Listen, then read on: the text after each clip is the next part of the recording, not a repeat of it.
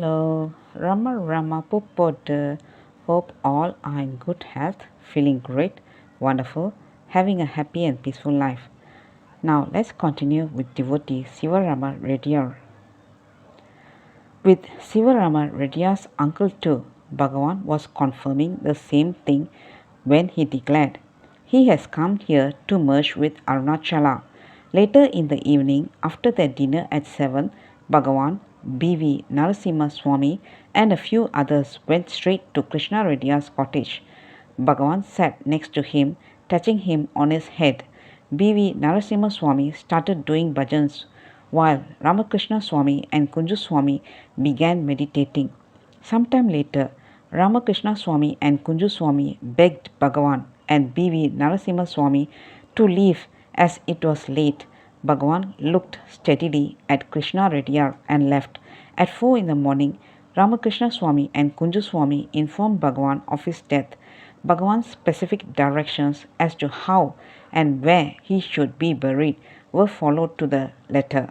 Recounting all this, Sivarama Reddyar concluded, "It is because of the blessings of my uncle that I could stay permanently at Ramana Ashramam and serve Bhagavan." I asked Sivarama Reddyar, "You seem to be poised in silence and so calm that I feel like sitting next to you all the time. But at the same time, you look like a very ordinary person. What happened to you? Tell me." He replied, "There is nothing. I'm just as ordinary as anyone else. I did not leave him. Day after day I pestered him. There is something special in you. Please tell me what it is." Since he did not relent, I altered the pattern of my questioning. "Have you never had any doubt in spiritual matters?" That worked, he disclosed. Till 1931, I was studiously following the Taraka mantra for 20 years and the Shanmukhi Upasana for 10 years. As a result, I experienced a light all around me and also a sense of exhilaration. Yet deep within, I had a doubt about the reality of that state. In 1934, I reverentially placed this doubt of mine before Bhagavan. Bhagavan was gracious enough to reply, "Yes, that is the state of Nitya Sana. You heard the Guru instruct you, which is Sravana. You assimilated his teaching, which is Manana, and now you experience it, which is Nityasana. But this is still on the level of Tripurti, the threefold illusion of seer, seen, and sight. You have to go beyond that and find out who is the I that experiences the light and acceleration. Light and acceleration exist to someone. Find out who that is."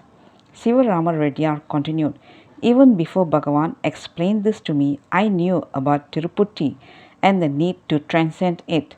Only in the presence of the Sadguru did I grasp it as a practical reality, as a true living experience. Lo, the experience of I transcending the Tripurti descended on me, and that supreme state of powerful silence enveloped me.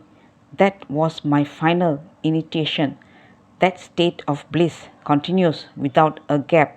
For 30 years from 1934, he worked in the book depot as a manager with the limited work of packing and selling which he used to do himself. No ordinary candle. He lived in that inner state of light all the time. I assisted him for 4 happy years.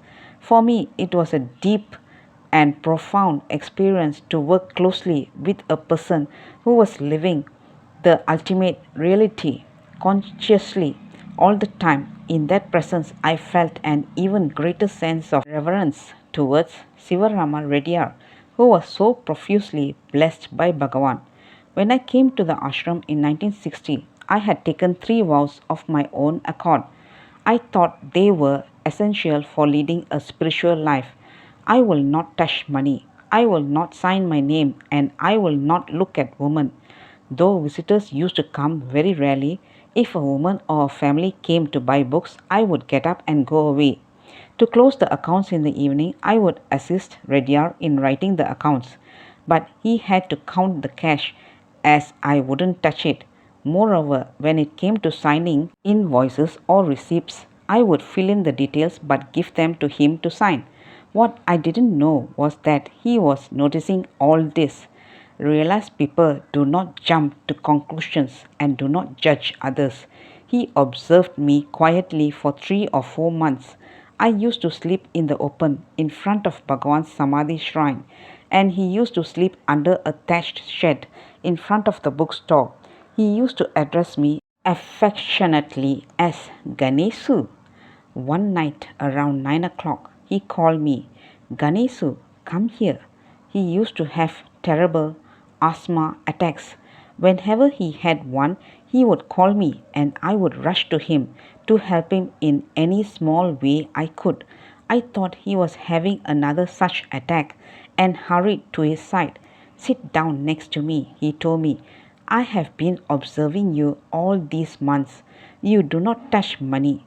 You do not sign in any invoice, and whenever a woman of any age comes in to the book depot, you run away. What is the matter with you? I told him about the 3 vows I had taken to help me stay on the spiritual path. Oh, that is good, he replied, but you have practiced it enough. Now ponder over your actions. What is wrong with money? Touching money is not a sin. Attachment to money is. He didn't say it as an argument or as an instruction. It was a sharing from the heart, and it naturally went straight into mine. He continued, what is wrong in signing a name? Let us continue in the next chapter. Thank you. Bye bye. Rama Rama Pupodu.